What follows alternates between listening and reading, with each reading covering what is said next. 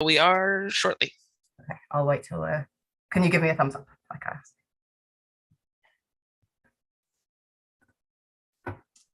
All right, let's go. Okay. Hi everyone. Welcome to this conference of Zero COVID UK. So as we all know, Johnson's recent decision to remove all the remaining COVID protections marks the beginning of a new stage in the pandemic crisis. So we've organised this conference because we felt we needed to come together to reorient ourselves to these new challenges, connect with each other, and work out how we can organise for COVID safety. A few quick things about using the Zoom. So please keep the use of the chat to a minimum because it can be quite distracting. You can turn the subtitles on and off. There's a button at the bottom that says CC, and you can turn them off if you find them distracting, turn them on if you find them useful. And in terms of what you're seeing on your screen, you can switch between speaker view and grid view by clicking the little view button, which is usually in the top right. So the schedule of the day is we're starting with this opening plenary about the state that we're currently in. We're going to hear from Professor Robert West, and then from Janet from the Hazards Campaign, and then Billie Cooper from Care and Support Workers Organise. We'll then have some time for questions, and then we'll round off. The next session, there'll then be a 15-minute break, and then we'll come back for the next session starting at 3 p.m, where we'll have 4 workshops that I'll talk through later. And then there'll be another 15-minute break, and then we'll come back once again for the closing plenary, where we have 3 more speakers: Jackie Davis from Keeper NHS Public, Steve Riker from Independent Sage, and Joan Twelves from Zero COVID UK. Okay, I'm now going to introduce our first speaker. So Professor Robert West is Professor Emeritus of Health Psychology at University College London. He's been on SPIB, which is a behavioural subgroup of SAGE, and on the behavioural subgroup of Independent SAGE as well. Robert West will show how COVID has evolved in the past 2 years and how our understanding of its effects and how to combat it has grown. He will compare the UK with other countries and show how we have ended up with one of the worst of all worlds: high infections and deaths and massive damage to the economy and people's livelihoods. Evidence shows that the public will support and adhere to effective protective measures if they trust their government and the reasons are properly explained. The Westminster government has repeatedly failed in its safeguarding responsibility. It has been able to get away with this in part because of a failure of the leadership of the main opposition party to set out a science-led alternative strategy. Robert West will outline an evidence-based risk management strategy to keep infection rates as low as possible while protecting lives and livelihoods. Okay, thanks. Over to you, Robert. Thank you very much. And that's quite a lot to get through in 10 minutes.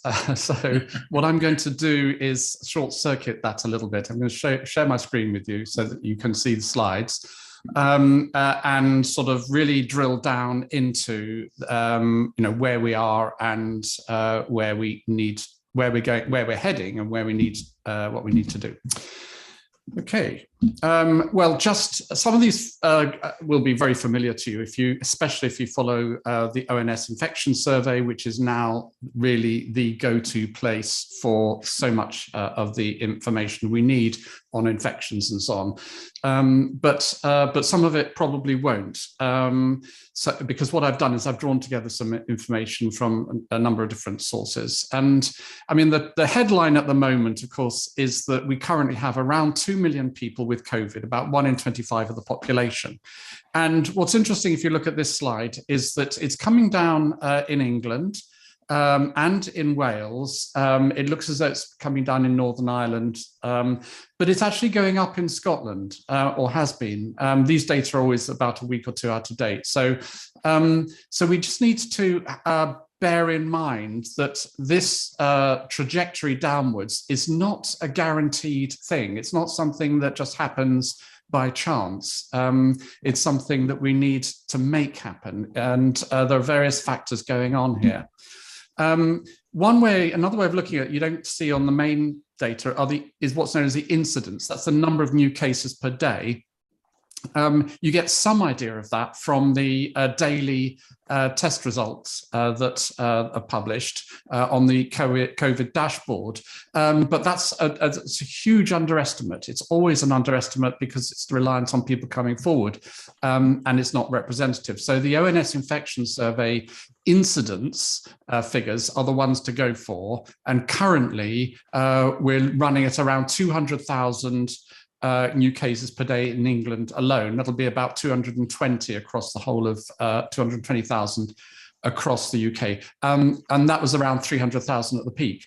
Now, if you look backwards over time here, you can see that this is just, massively above what it ever was, even in the worst phase of the pandemic last January. So infections are at an enormous rate, and they're coming down in places, but not everywhere.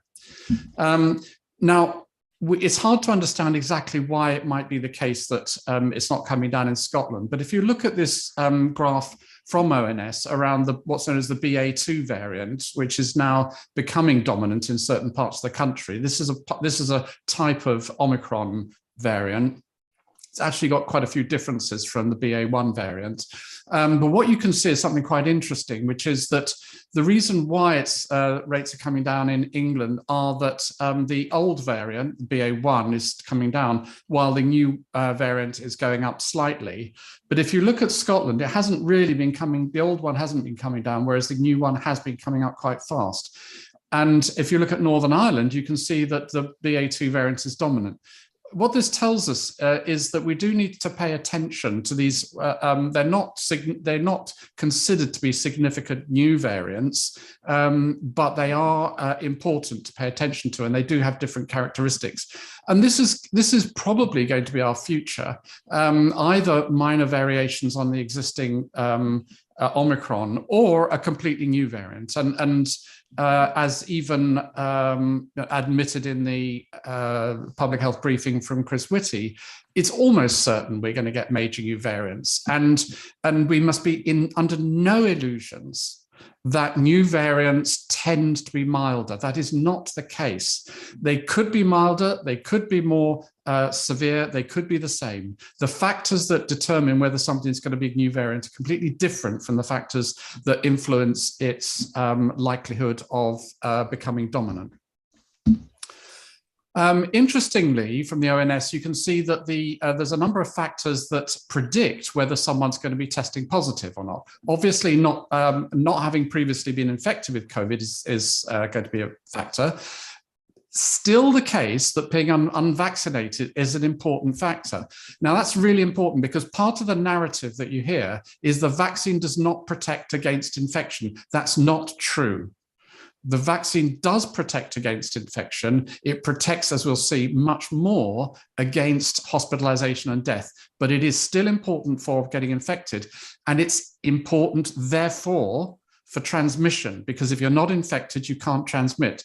And it's also the case that even if you are infected, it protects to some degree against transmission.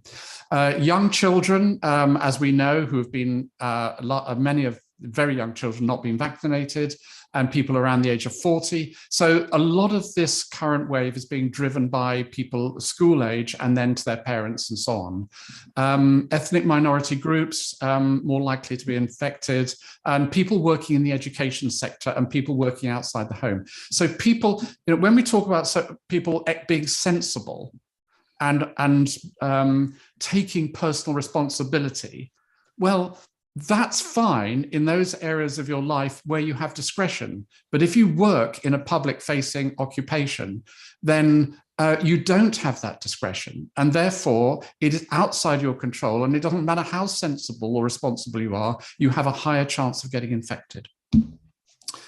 There's also somewhat of a myth going around that the symptoms of Omicron are very, very different from, and it is milder in as well than other variants. Well, if you look at the proportion with no reported symptoms for Omicron versus Delta, you can see that it's not that different.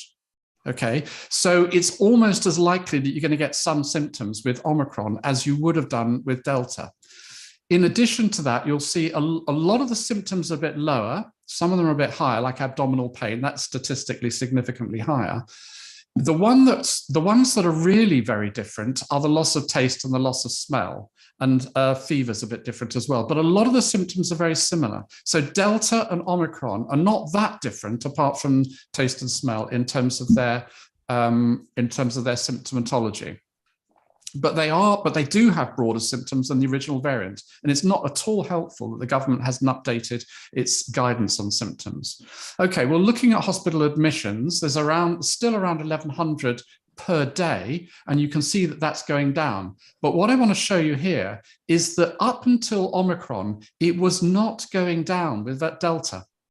It wasn't going down. We had reached some kind of equilibrium. As immunity wanes, then you get to a point where the new infection rate is actually catching up with the rate at which people are getting immunity, so and able to keep it. And I think that's probably what we're going to see going forward here, is that we will reach some sort of equilibrium.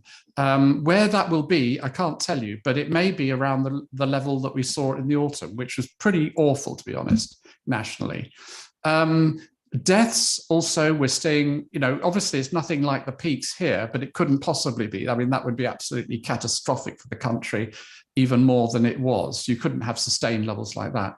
But what we did see, as was predicted, was an increase in deaths with Omicron, and that's coming down. But again, you can see we'd reached an equilibrium. Now, what that means is that, when we talk about something being endemic, that's one version of endemicity. Okay, with high levels of infection, high levels of hospitalization, and high levels of death. That is endemic, and that's not something we want. The case fatality rate is around 1 in 2,000, thankfully, and that's very, very largely due to the vaccine, but it's still running at about 190 a day, which is, of course, not something I think most of us would consider to be acceptable.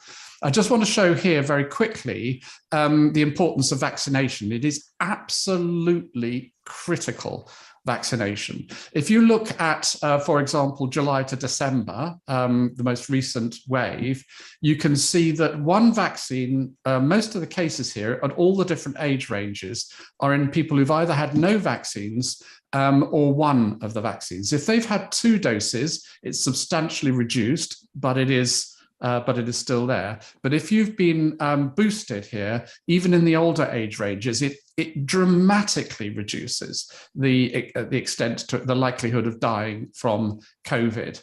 But what you'll also see from this graph is that people are dying, mostly unvaccinated people at these younger age ranges.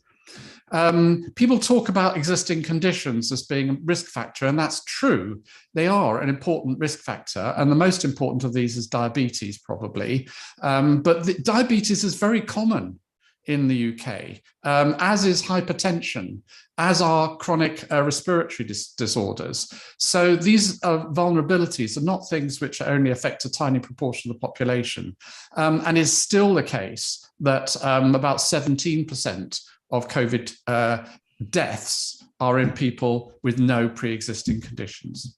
And then, of course, we've got long COVID, with an estimated 1.3 million living with symptoms for more than 4 weeks. Well, you might think, well, that's not so bad. 4 weeks, maybe they'll recover in 5. But actually, 42% of those have had it for at least a year. That's 500,000 people, and that will continue. By the way, vaccination also protects against long COVID. So we're storing up a huge reservoir of illness and long-term disability in this country if we allow things to just carry on the way they are. Going forward then, in the absence of a new variant, which, as I say, is likely that we will experience, in so-called endemic COVID is probably going to kill every year, and this is a very wide margin because it depends on what we do, somewhere between 10,000 and 80,000 people, with an average loss of life of around 10 years. It doesn't just kill people who are about to die anyway. It's likely to put up anywhere up to possibly even more than 1 million per year in hospital without the resources to our NHS that we need in order to tackle conditions even without COVID, and at least 1 million a year to suffer from chronic, possibly life-shortening conditions. So I won't, you're all, I'm sure, many of you very familiar with the kinds of things that we need to mitigate this. But essentially, the message remains as it always was, which is to minimize COVID infections, to minimize them, not to say this is an acceptable level. We don't say this is an acceptable level for people getting poisoned by food in restaurants. We do things, and that's what public health is about. It's always about trying to drive down unnecessary death and suffering. And absolutely critical to this is closely monitoring infections, etc. We need to keep this data coming, and that's a massive problem if the government decides it's going to, which it seems to, that it's not going to give us this information anymore or even collect it. We need to continue testing and isolation. That's the cornerstone of epidemic and infection control.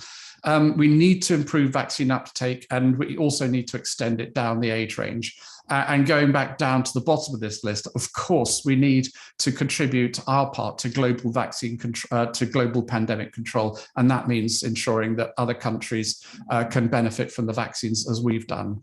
I'll just highlight one other part of this, which is really important, which is talking about safe spaces. We need a huge investment in creating safe spaces in terms of air quality through ventilation and air filtration and the way that the spaces are designed. And this is not something which is going to break the bank. This is something which is going to pay dividends. Almost all the public health measures that we do in this country, smoking cessation, alcohol prevention, and so on, they all ultimately save money. They don't cost money to the economy. They actually are an investment which pays back more than it costs. And that will be the case here if we do this. And if we don't do this, we're looking forward to being literally the sick man of Europe.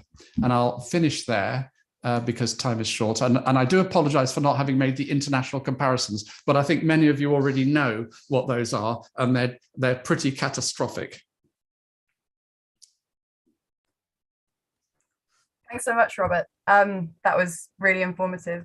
So we've now got a bit of time for questions specifically for Robert, because he's got to head off early. So we're hoping to have this section sort of completed by about 2 p.m. So if people want to ask questions now, you can just use the raise hand function. The place where you find that is either under reactions, and then you click raise hand, or if you have an older version of Zoom, you might find it under the participants tab. And failing that, just post in the chat saying that you'd like to speak.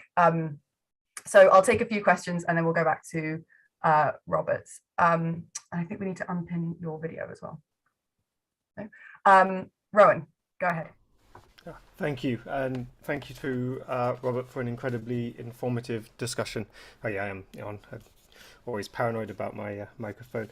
I was interested in the sort of global side of it, but not in a sort of expected way. A conspiracy, a kind of conspiracy, a kind of anti-vaxxer myth I encounter quite frequently these days. I encountered it in a small way in the earlier days, was people sort of trying to justify not taking the vaccine by saying, oh, it needs to go other places, it needs to go to the global south, etc., etc. And I was wondering if you could sort of say anything about that. I mean, obviously, that's not a good way of spreading the vaccine. Yeah, I mean, I start by saying this is not my area of expertise, so I'm giving you this information secondhand from colleagues who do know about these things who I talk to. My understanding is that it's not an either or, and it doesn't have to be. And in fact, what we need to do, and what most of the countries in the world, as I understand it, have agreed to do, but we haven't, first of all, is to waive the patent on key vaccines, on some of the main ones, the patent protection, but secondly also to facilitate the homegrown production and distribution of those vaccines, or production in a wider range of countries. It's not difficult to ramp up vaccine production as long as you have the resources and the facilities to do it. And so, and the difference that we could make by now, specifically by saying, okay, well, we'll let you have our vaccines instead of vaccinating our own population, would be absolutely minuscule compared with what's needed. So I think the key thing is waiving patent protection and facilitating countries to get access through production and distribution to their own vaccines. And by the way, there's lots of different effective vaccines out there now. It's been a real success story in producing effective vaccines. So it's not just... Krynia, no nie możesz. Musisz się wyprostować. Sara, proszę wyprostuj się, jeżeli chcesz grać. Proszę wyprostuj.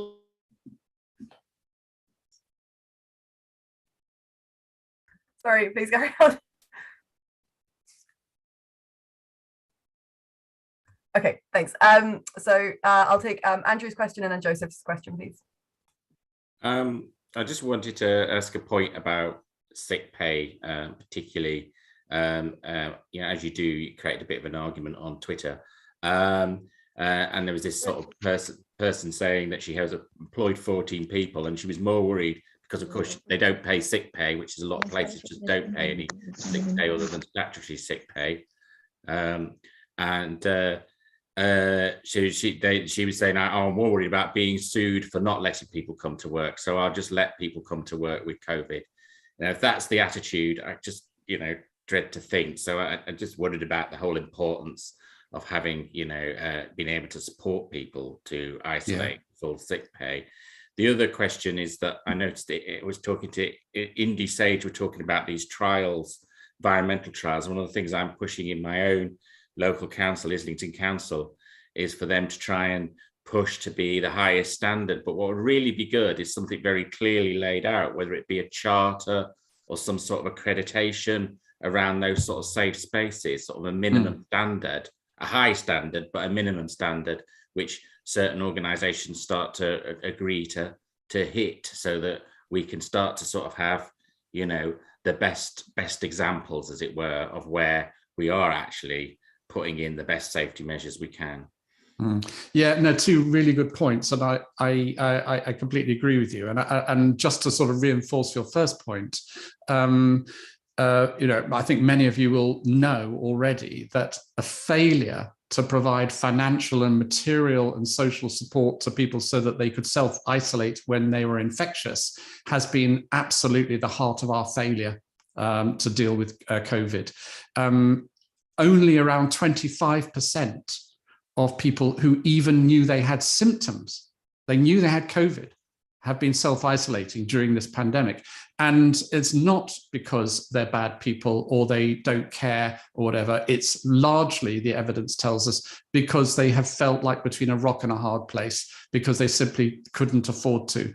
And it was a completely false economy to limit the payments to people who had to self-isolate in the way that the government did. It's cost our economy a huge amount. It's been largely responsible for the length and extent of the lockdowns we've had to endure. So that this whole issue of self-isolating or isolating when infectious, which is the basis of any infection control of this sort, is something we've catastrophically failed at, and now it's going to be very difficult, as you rightly say, and employers are being put in an invidious position. And people talk about, or the government talks about personal responsibility. Again, if you put people in a Hobson's choice, or in a position where they simply cannot make a responsible choice, then you can't blame them for not making the responsible choice.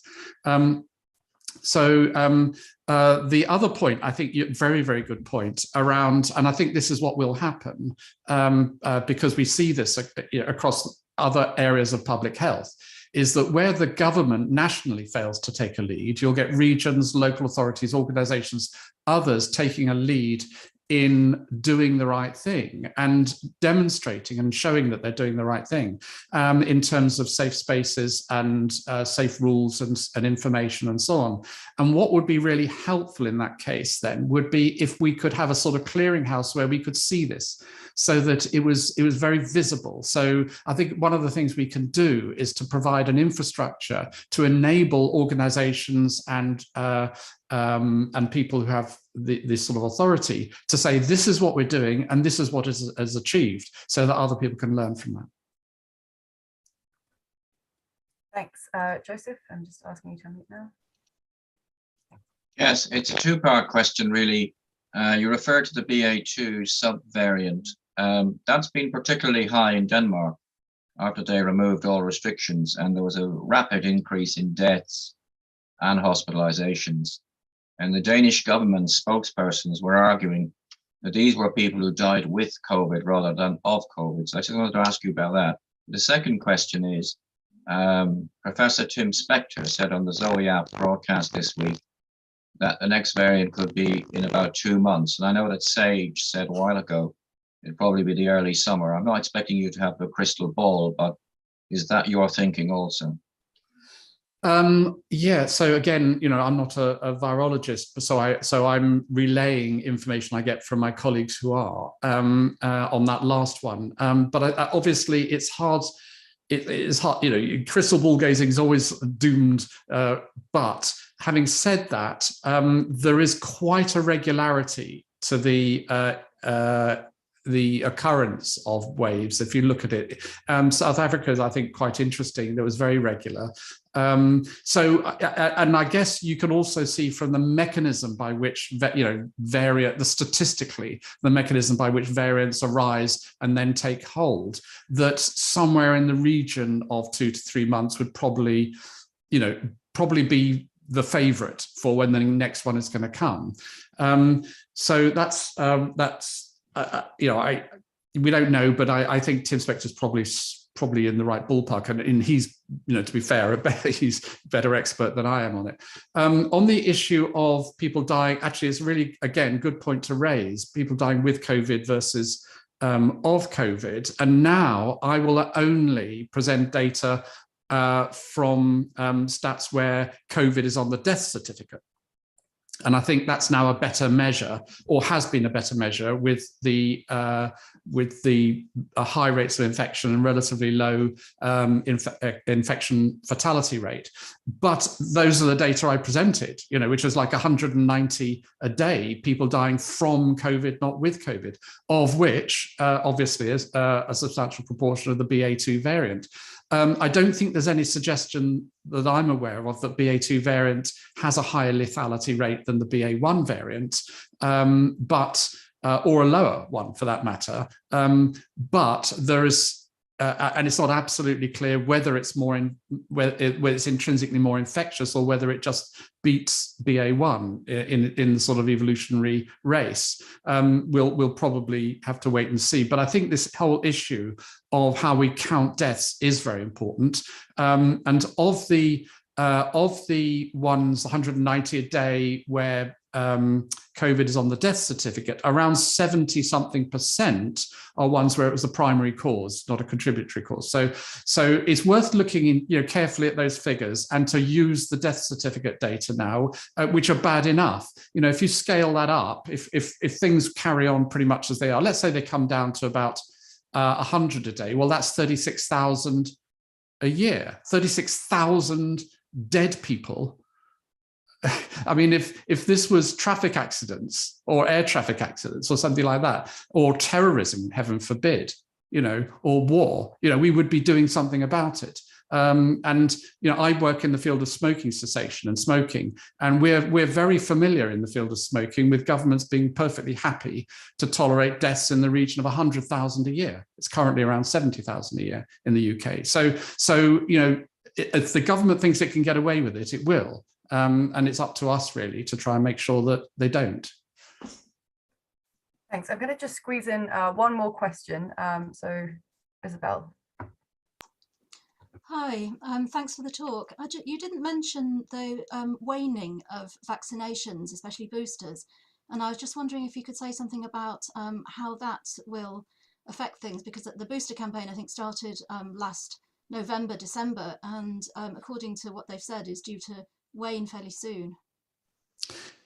Yeah, no, again, really good question. So much to cover, and obviously over the course of the afternoon, a lot of these things I think will be covered. But so the situation is that you're absolutely right that the evidence is very clear that at least part of our immune response shows waning after about 3 months. Actually, it's not obviously it's not an all or none thing. It doesn't fall off a cliff. It wanes gradually.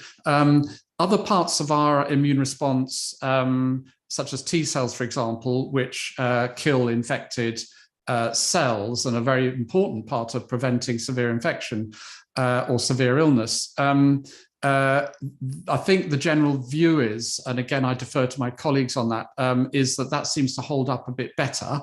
But the long and the short of it, I think, is that is this loss of immunity is how we end up with an equilibrium. That's how we end up with a situation in which, despite the fact that more than 98% of the UK population has antibodies for COVID, more than 98% has antibodies for COVID, either because of vaccination or prior infection, is that we've still seen this massive wave of infections and large numbers of deaths. So essentially what's happening is that as immunity wanes, people get infected. That then restarts immunity in those people. We don't know how that sort of goes on in the longer term, but the likelihood is that what we're dealing with is if we don't do something about it, is an endemic illness that's killing tens of thousands of people and putting, up to and giving more than 1 million long COVID indefinitely. And that's not, that obviously that's not something that we can tolerate. And that's without a new variant. So I think the modeling relating to this is getting very complex, but I think that would be you'll see ups, you'll see peaks, and you'll see troughs, but ultimately, so what our job is really is, to get that endemicity to a level where the infection rates are as low as we can make them without messing up society. In fact, with improving society, because of the benefits that you get from doing the things that we would be doing. So it's not about messing up people's lives. It really is about improving people's lives. Okay, thank you so much, Robert. Digital round of applause from everyone. That was extremely helpful. And so, yeah, thank you so much for coming, and happy birthday to your son. Okay. Bye then. Okay, so we're now going to go over to Janet Newsham from the Hazards Campaign. So the Hazards Campaign is a UK-wide network of resource centres and campaigners. They work to support those organising and campaigning for justice and safety at work. And they've also produced some really brilliant COVID safety resources throughout the pandemic.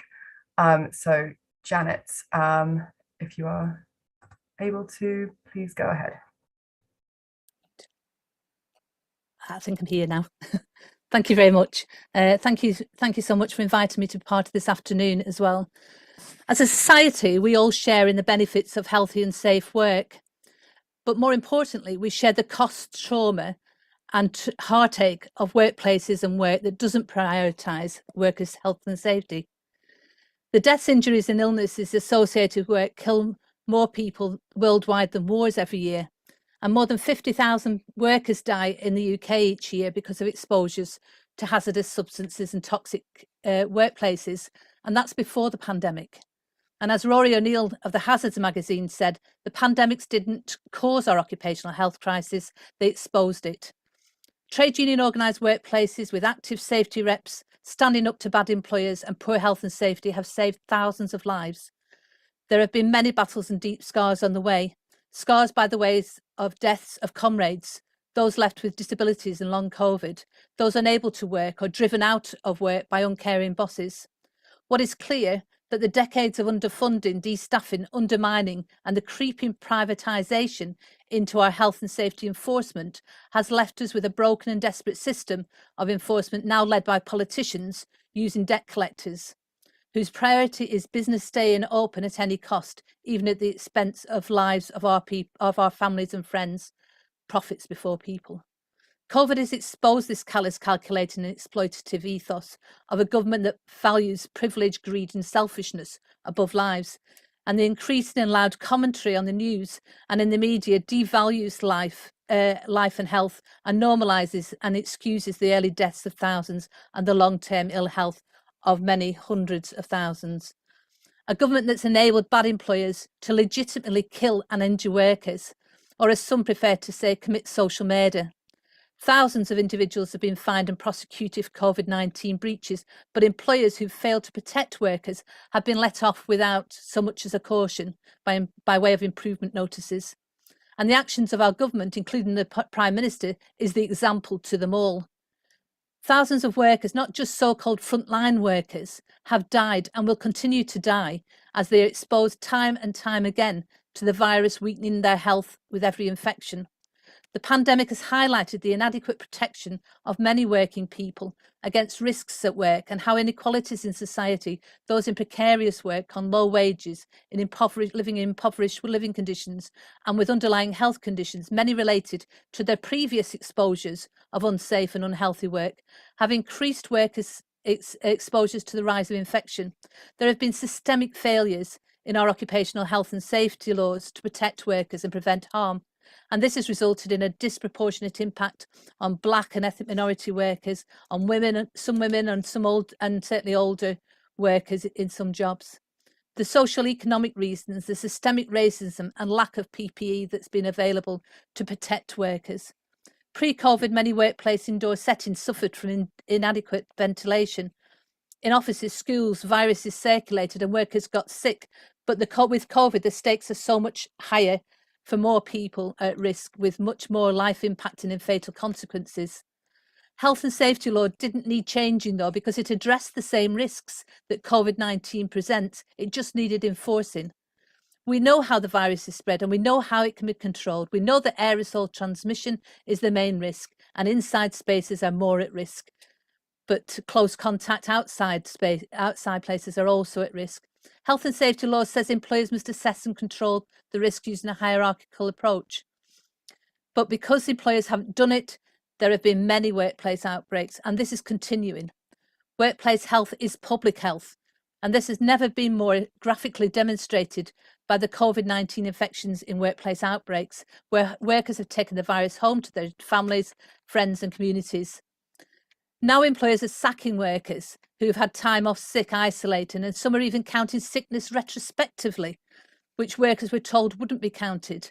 Workers are being sacked, made homeless and penniless, and we have a sick pay system, as we've heard before, for most workers, which leaves them with no choice but to go to work, sick or infected. And those same workers, pre-COVID with life-threatening health conditions, went into work in just the same way. How have we got to a situation where all mitigation of risks have been removed or are being removed? Vaccinations provided us with some confidence, but it should be remembered that it's just another mitigation and will wane over time. The need for use of layered approach to controlling the transmission of the virus must continue, and not everyone is or can be vaccinated. And as the disease spreads, it'll mutate and more deadly strains are almost inevitable. We need to reduce the community spread before normality is returned. So the more you can do to control the risks, the better. Our government's total disregard for the health and safety of its citizens is despicable. The cost will be our burden as the NHS is privatised, as the government emulate the broken US system of care, leaving thousands excluded, impoverished and in abject poverty. The class divide will increase. We are in the fight of our lives, as the burden falls on the shoulders of the majority to the benefits of the minority. And as we say, they socialise the losses and privatise the profits. We have to hold employers, health and safety enforcers and the government to account now and beyond the pandemic. More immediately, we have to unite as a movement across our trade union divides to organise to save lives and livelihoods. It's been inspiring to see the recruitment and activity of new health and safety reps trying to hold employers to account, and we have to find ways to support and organise in those unorganised and ununionised workplaces. With the removal of Plan B and the continuing high transmission rate of COVID-19 leading to hospitalisation, long COVID and sadly deaths, the Hazard campaign records its condemnation of this government's handling of the COVID-19 pandemic across the UK. A government that not only admits to breaking COVID law, but also abdicates all responsibility for controlling transmission of this deadly virus. From the beginning, the Hazards campaign have argued for and supported a zero COVID strategy, putting lives before profits. No one should be harmed or made ill simply by going to work, especially when mitigation to prevent infections are known. Workers should not have to fight for their health, lives and livelihoods in a global viral pandemic when there are laws intending to protect them at work. On March the 11th, the Hazards campaign called for candlelit vigils to remember workers who've died from COVID, and we will light candles, hold pictures of colleagues and family members, hang yellow hearts and remind this callous government of their names and how much their loss means to us all. And as we say in the Hazards campaign and across the trade union movement, we remember the dead, but we will fight like hell for the living. Thank you. Thanks so much, Janet. So our final speaker for this session is Billie Cooper from Care and Support Workers Organise. Care and Support Workers Organise is organising across unions for the rights and recognition of care and support workers in the UK. So Billie, let me just make sure you're unmuted. Okay. You should be able to start now. Thanks. Great, thank you, Daisy. Yeah, like as Daisy said, yeah, we're made up of social care workers from across the UK and across a number of different trade unions. We've sort of come together to fight for sort of better terms and conditions for workers, but also a better social care system for everybody. So we started life as the Carers COVID-19 Action Group. So during the early stages of the pandemic, social care workers from all over the UK came together on Zoom calls to share their experiences, frustration and anger. And it was the PPE crisis around which we initially rallied. So for most of the pandemic, I was working at a mental health accommodation service in East London. At the start, we were given minimal PPE and no one taught us how to safely use what we did have. I remember Googling how to wear surgical masks and latex gloves correctly. The instructions I found said we had to change the mask after each contact, but I knew that that was nowhere near possible with what we had available. In order to make sure we didn't run out, we were wearing the same masks for days at a time. In some ways, I do feel quite lucky. So most of our residents were under 60 and only a couple were clinically vulnerable. Miraculously, we managed to avoid a single resident getting COVID. It was sort of tough at times, but compared to colleagues working in other parts of the sector, I feel I had like a relatively easy ride. We can't forget what happened in our country's care homes, the reckless policy of discharging patients with COVID back into these services, the lack of PPE, the avoidable deaths. I think it was sort of seeing and experiencing this is what sort of politicised many of us working in the sector. The beginning of the pandemic was sort of very confusing for those of us working in social care. The information we received was often contradictory and unreliable and the messaging unclear. Now, with restrictions lifted, I'm feeling that same frustration and confusion again. Again, there's that feeling of uncertainty, that gnawing sense that those in charge are winging it at our expense. There were and sort of continue to be problems with the government's response to the pandemic, but it's important to highlight that the social care system was not able to adequately respond to the COVID crisis, largely due to sort of fundamental issues with the way it is organised that pre-existed the pandemic. We have a system that is not conducive to safe working environments. This is due to inadequate funding, the privatisation of the sector, and the lack of value attributed to care work. If we want a social care system capable of keeping workers and those they support safe, both from COVID and other risks, we need to be addressing these points. Between 2010 and 2018, local authority spending on social care fell by 49% in real terms. While the number of people requiring support increases, our budget has been cut in half. Underfunding leaves the sector incapable of responding adequately when crises hit. Care is resource intensive, and when we slash budgets, providers start cutting corners. Substantially more money is needed. However, any extra cash we receive will continue to leak out of the system unless we also address privatisation. Since the 1980s, we have seen social care move increasingly away from public provision into the private sector. Now, only 7% of social care workers are employed directly by the local authority. We have essential services being delivered by for-profit companies whose priorities is their shareholders, not those delivering and receiving care and support. This inevitably leads to wages being pushed down, terms and conditions being chipped away at, and quality of care deteriorating. Private sector care workers are 3 times more likely to be on zero-hour contracts, earn less, and are less likely to be properly qualified. Privatisation creates a fractured system where sharing resources and knowledge is difficult and quality of care is inconsistent. The social care sector comprises of over 17,000 different organisations, and this makes it a difficult sector to regulate, and breaches of employment rights and examples of poor and unsafe practice are rife. So what needs to be done? The work we do as social care workers, performed overwhelmingly by working class women and disproportionately by migrant workers and workers of colour, has been chronically undervalued. We deserve a paycheck that reflects the skill and importance of our work, and a significant increase in wages is the only real way that we can begin to tackle the staffing crisis the sector is currently experiencing. At current staffing levels, we are unable to deliver care and support safely. High staff turnover means inexperienced workers whose inductions have been rushed through may not have the training and experience they need to keep themselves and clients safe. A reliance on agency workers can also mean inconsistencies in the quality of support and has been shown to increase the prevalence of COVID infections.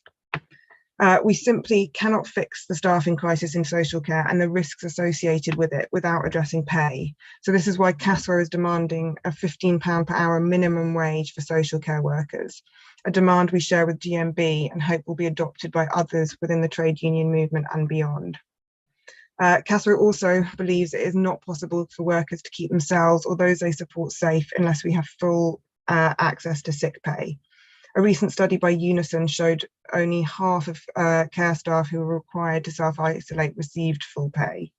11% got no pay at all if they had to be off work, and a third received statutory sick pay of £96.35 a week only.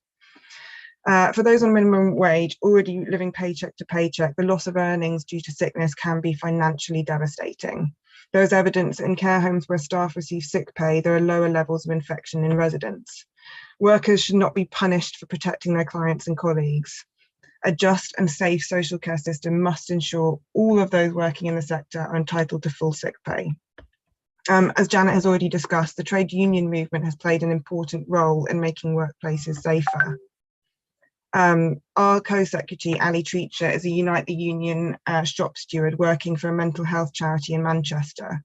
During the pandemic, members managed to secure some impressive and important victories in this workplace, including full sick pay for workers in their probationary period and the furloughing of those who are clinically vulnerable.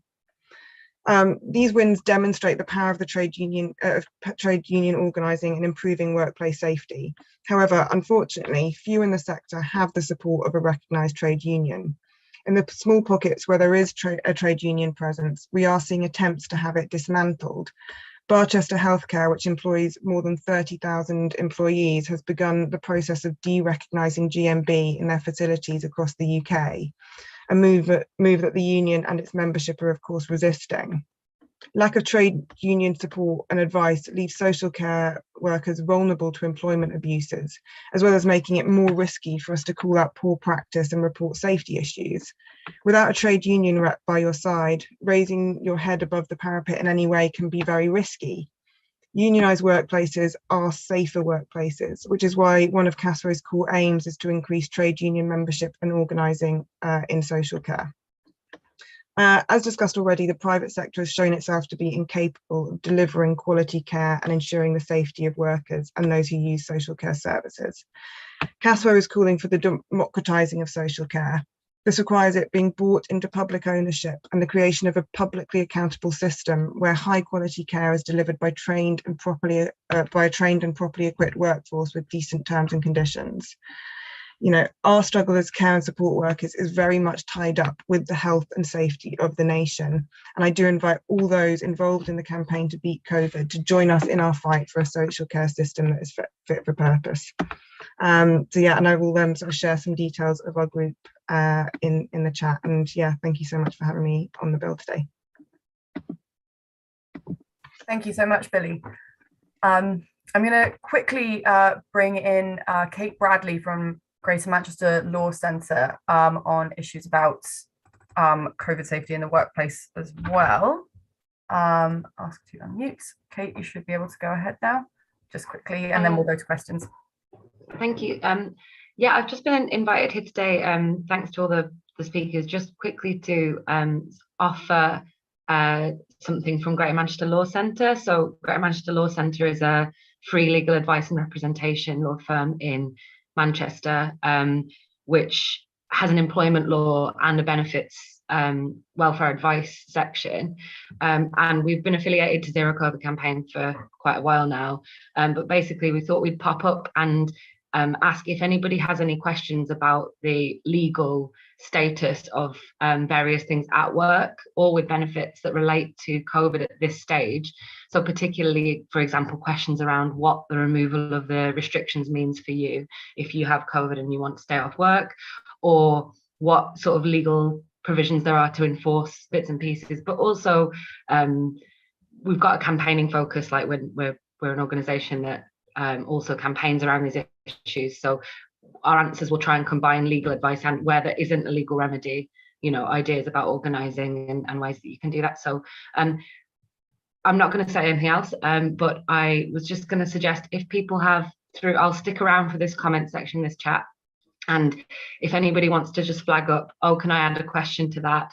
That which will then, over the next couple of weeks, an employment lawyer and a couple of our other legal advisors will take a look at it and then send it out as guidance. We've done this before with Castle, actually, around mandatory vaccination, and it was really successful, I think, got to a lot of people and helped a lot of people navigate a tricky legal situation in relation to work and COVID. So yeah, please do flag up if you'd like me to add it, or put it in the chat and just say for Kate or for Jim Elsie, and I will collect them all together and then hopefully distribute it through the Zero COVID campaign once it's complete. So please do add that in. Alternatively, I'm also going to stick my email in the chat. So if you think of something after this session and I'm gone, please do email it over and I'll collect them in the next week or so. Thanks.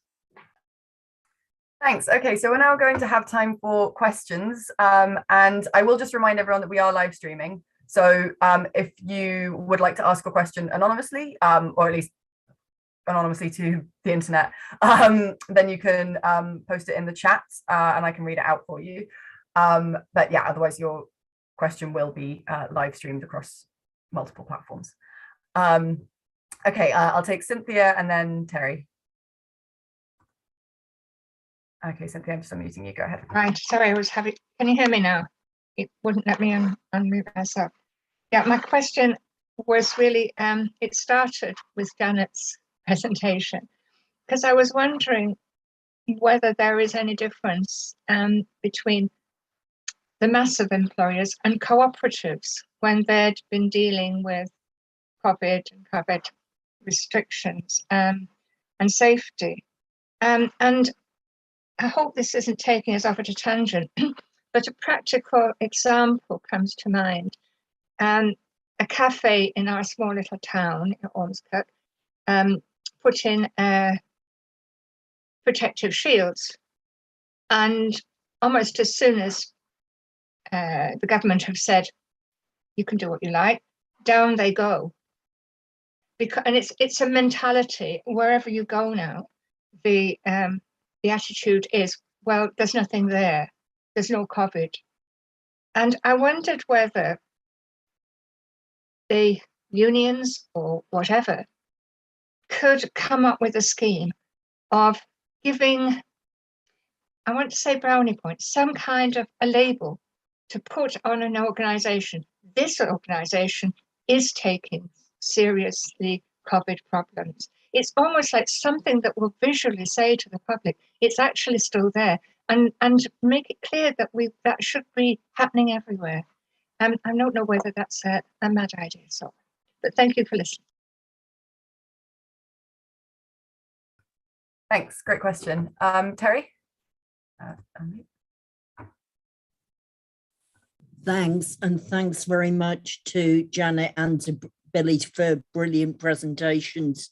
I thought the two presentations clearly have something in common in terms of the importance of union involvement in both the areas of work you spoke about.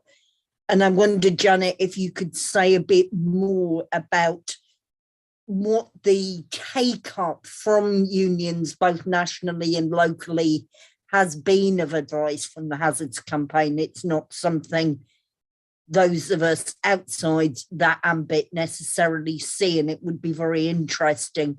And to what extent is that going up or down in the current situation of the withdrawal of mitigations? And we should always call them mitigations and not restrictions. They're not restrictive at all. My right to live is not restricting people.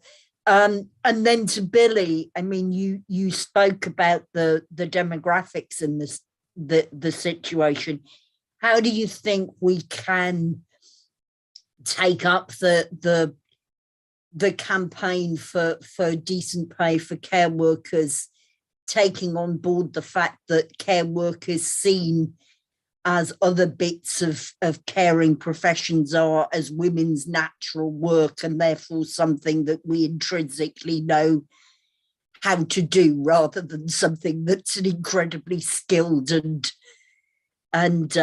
demanding job. And I say that as somebody who worked with under fives for a long time, and so I've experienced the same thing about work not being seen as skilled when it's done by overwhelmingly women.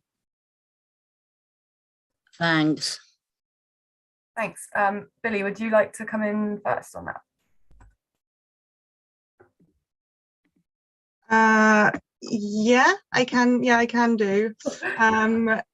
Yeah, like, so yeah, it's nice to see you, Terry. And yeah, and also this point about the care work being seen as sort of unskilled and something that women are just sort of intrinsically born to do, and therefore we shouldn't get paid properly for it. I think how do we sort of challenge that? I think like one of the things that the pandemic did do was sort of highlight this work and like how difficult it is and how challenging it is. And I think it kind of did help in making people sort of see that this is not something easy. So I think like that has helped in some way. And I think, in terms of like how we go about getting better pay, I think, we are seeing sort of, I think, like I mentioned in my speech, like in my talk, I was sort of saying like, we are quite a sort of, trade union membership and organising within the sector is, quite low, but I think we are seeing pockets of activism emerging, which are really exciting.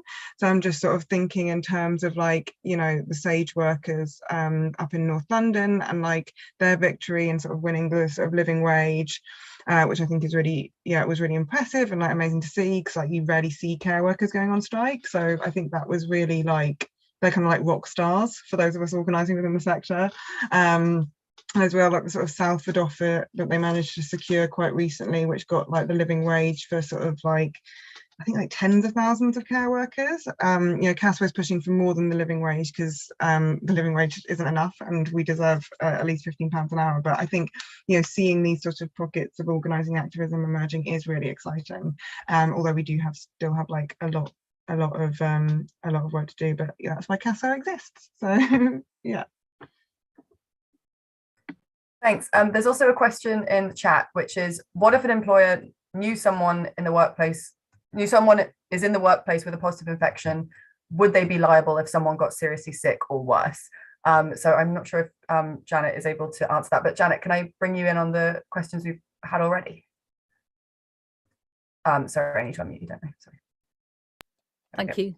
And yes, I agree with what Billie said about the rock stars of the carers movement. It's fantastic to see the actions and activities. But we're talking about low-paid workers here, like, who find it massively difficult to take action in any sense. And that, that's one of the difficulties we got. And it's what it leads back to the point that Cynthia was making about the difference between massive employers, private sector employers, and the cooperatives. The main thing that we've found in terms of who's been doing better is those with strong trade union organisations in them, because they've worked with employers from the beginning, put pressure on employers from the beginning to ensure that they were dealing with the pandemic properly, that they were using the law that they had, the legal duties that employers have, and making sure that people were safe. And we do know that, employers from top to bottom of the country now are just are starting to ignore all the infection controls that are needed, and they've still got a legal duty to control.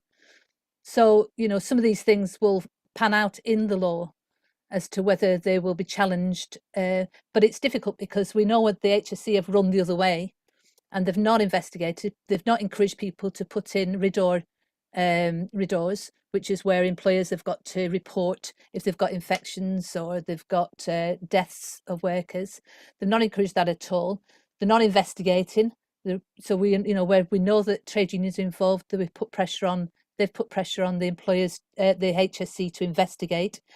And we've not seen one prosecution from the HSC. So the thousands of people that have died, the hundreds of thousands of infections, there has not been one prosecution of an employer for COVID infections.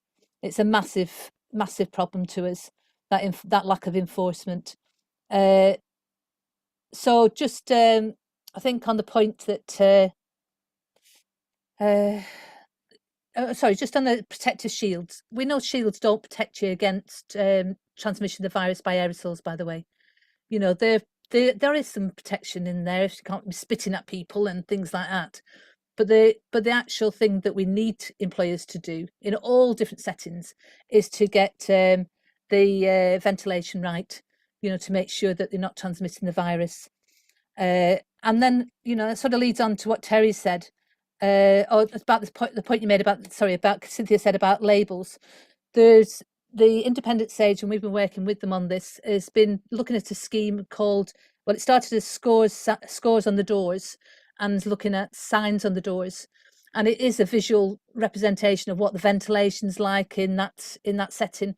It's being piloted by about 3 organisations, and if you can encourage any other organisation to pilot it, if you know of a cafe that would do it, a cooperative that would do it, you know, they'll be really wanted to work with them, because we think it's a way forward to sort of help people to determine which ones they go into.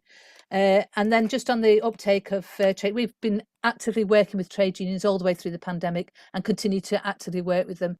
Hilda's done some fantastic work with NEU and the education unions on ventilation and helping with training, and we've delivered all sorts of training. So we are still working with trade unions and individuals, and we work with individuals, and we work with people that are not in trade unions as well. So yeah, thank you. Thank you. Rowan, would you like to go ahead with your question, and then I'll bring in John after that? Thank you, and thank you to all of the speakers. Really fascinating. And it was really good to hear reference to Engels' social murder, because I think our rhetoric on these points really needs to have teeth to it to cut through. There was a reference in Janet's talk to health and safety, and this sort of got me thinking about the sort of cultural war that's been ongoing since the sort of 90s around this issue. This is sort of one of the cultural issues I can remember going all the way back into my childhood before the phrase cultural war was around. And I remember the way that it got sort of dredged up, as these things do often, with sort of other attendant issues. So people would use political correctness and health and safety as almost interchangeable terms. And I'm wondering if, in light of the escalation of that kind of right-wing media, whether it's cut through, whether that's seen at the level of organising, and this could be as much a sort of question to Billie as to Janet, whether these kinds of cultural war ideas are actually making organisation more difficult on the ground, with workers themselves, not just in terms of sort of coming through to the general public. Thanks. John?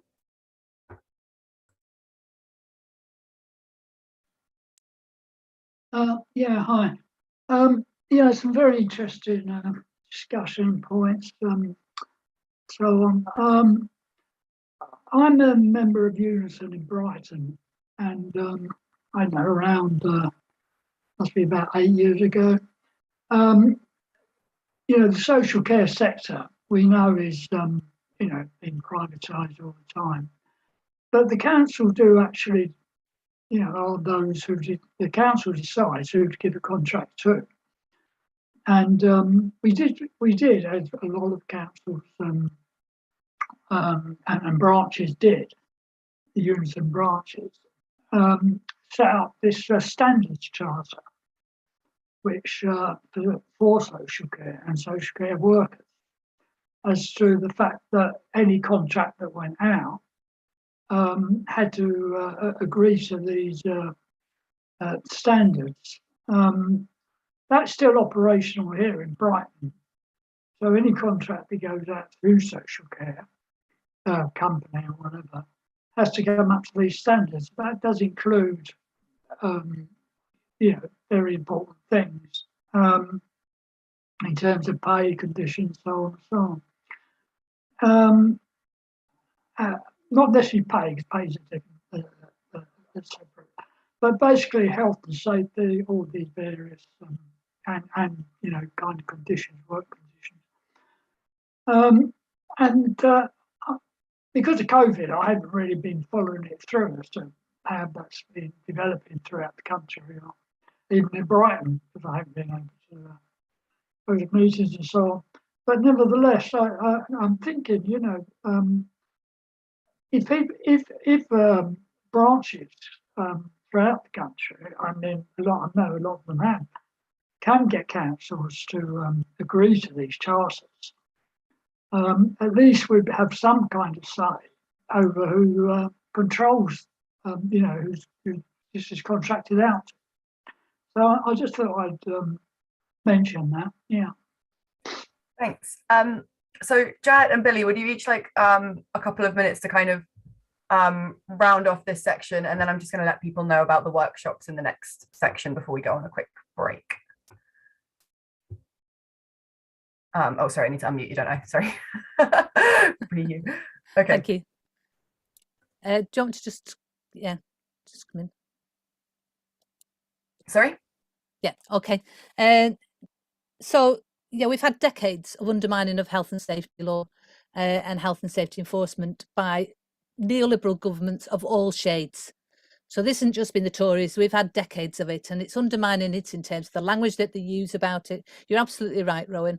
It's not just about, changing the laws. I mean, actually the laws have remained fairly consistent, although it's improved through European legislation over the years.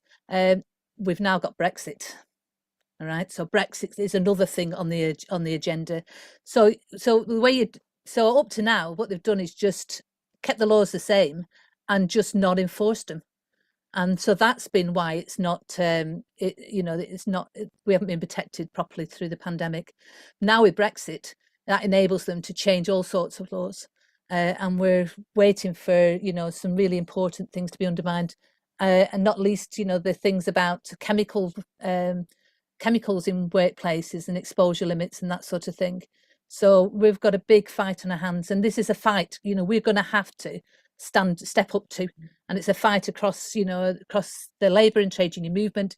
It's across those workers that are in trade unions and those workers that are not in trade unions, and we need to organise. And actually using health and safety as an organising tool is absolutely imperative. I think it's what's important to people, and yeah, that's I think that's, you're right, we need to take on that fight.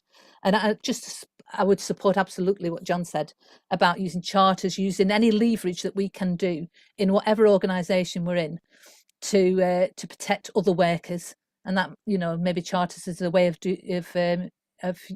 increasing that leverage. Thank you. Thanks. Billie, just unmuting you now. Yeah, so responding to John, I think, yeah, I think I heard about what you have in Brighton, because I remember sort of looking into it when I was sort of having a conversation with one of the sort of Labour councillors in the borough that I was sort of working at the time. And I think, yeah, that sounds great. I think what we were talking about was like whether we could have it that, that sort of providers that have like trade union recognition, for example, would get some sort of like priority in like the bidding process.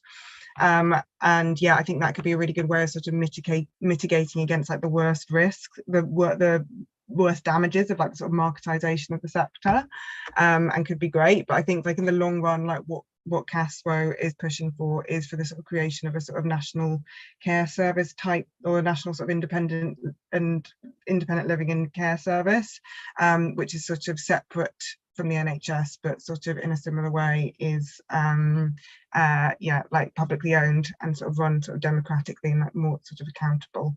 So that would be the sort of long term. But like, yeah, in the short term, I think something like the sort of charters that you have in Brighton would be great. Okay, thank you so much to both of you. So yeah, again, digital round of applause. I just wanted to quickly chip in on like a couple of things that have like changed recently or about to change in terms of the issue of workplace safety, which is firstly the self-isolation rule changes that happened recently, as in when they got rid of the rules, included a £10,000 fine on employers who knowingly allowed or required a worker to come into the workplace while they were supposed to be self-isolating, and that no longer exists. I don't know, Janet, do you know if that was ever enforced? No, okay. So, but you know, it was there in black and white in the law.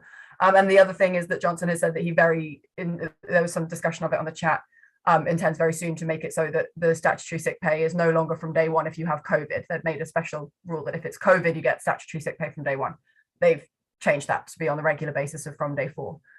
So those are things that we can be opposing actively right now in terms of policy, as well as organising in our own workplaces. So yeah, I'm just going to quickly now explain. So the next section of this event is, if I can find the tab where I have it all written down, that will be a fine thing. There it is. There's 4 workshops that they're going to be running from 3 p.m. to 3:45 p.m. Is that correct, Fred? And the topics are as follows. So the first one is about Big Pharma, and sorry, to be clear, you have to pick one of these. So there'll be breakout rooms and you'll need to select yourself into a breakout room. So after the break, come back into this meeting and then we'll help everybody allocate themselves to a breakout. So the first workshop is about Big Pharma and vaccine apartheid, and that's with Tim Billie from Global Justice Now. The next one is Busting the COVID Myths with Rowan Fortune, and that's kind of a focus on, like, why do we see so much disinformation about COVID? What is the social basis for that, and how can we combat that? And then we've got Challenging the Media Narrative with Greg Philo, who is from the Glasgow Uni Media Unit. So that will be about, like, what is the press narrative and how can we understand the press terrain, and how can we try to put across a different story. And the last workshop is Organising for Zero COVID, which Janet and Joan will be, Joan Twelves from Zero COVID will be taking a lead on that one. So all the workshops will have an introduction and then time for participatory discussion. Fred, can you please just confirm in the chat that I've gotten the time right, 3 to 3:45 p.m. Can Fred please confirm that in the chat? Or can I unmute him? Yes, that is correct. Okay, cool. So yeah, we've now got time for a 15-minute break, just over 15 minutes actually, that's nice. So yeah, see you all back at 3 p.m. Thanks so much.